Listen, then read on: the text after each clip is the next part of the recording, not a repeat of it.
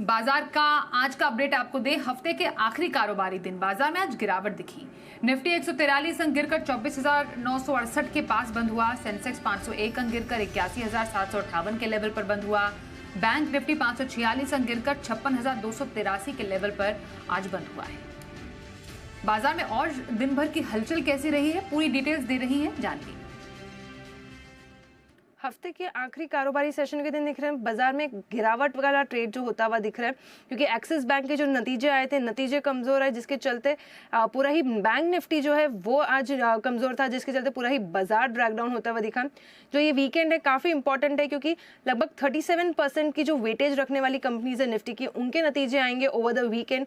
तो काफी सारा एक्शन हो सकता है, जिसके चलते आज बाजार में हमने देखा था कि काफी बड़ी गिरावट आती हुई दिखी। निफ्टी 24,970 के पास क्लोज होता हुआ दिख रहा है। बैंक निफ्टी में गिरावट रही। ब्रॉडर इंडिसेस अगर देखें, मिड कैप स्मॉल कैप, वहां पर भी हम देख रहे हैं गिरावट आती हुई दिखी। मिड कैप इंडेक्स देखें तो 400 अंकों से ज्यादा टूटा है आज के दिन। स्मॉल कैप में भी करीबन 170 अंकों से ज्यादा की गिरावट रही है। तो ब्रॉडर इंडिसेस में भी आज बाजार में गिरावट आती हुई दिखी। सेक्टोरल इंडिसेस की अगर बात करें तो मेटल एक अच्छे सिग्निफिकेंट तेजी के साथ निफ्टी मेटल इंडेक्स ट्रेड कर रहा था। उसके अलावा सभी सेक्टर्स में देखें तो फ्लैट टू नेगेटिव ट्रेडिंग ही होती हुई दिखी है। एफएमसीजी इंडेक्स, निफ्टी बैंक अगर देखें तो वहां पर करीबन आधा से 1% की गिरावट दोनों ही इंडेक्स में बनती हुई दिखी। क्योंकि आज का जो बड़ा एक्सीडेंट था वो था एक्सिस बैंक, जिसके चलते पूरा ही निफ्टी बैंक आज टूटा हुआ दिखा। एक्सिस बैंक नतीजों के बाद 5% गिरा। Canara bank, HDFC bank, Kotak bank में भी अगर देखें तो गिरावट उसके चलते बनती हुई दिख रही थी। साथ साथ अगर रिजल्ट्स एक्शन की बात करें तो गरुड़ा कंस्ट्रक्शन, आज सुबह इसके नंबर्स आए तो नंबर्स के बाद एक बेहद दमदार तेजी जो है काउंटर में बनी। 15% से ज्यादा की तेजी के साथ ये काउंटर क्लोज हुआ है।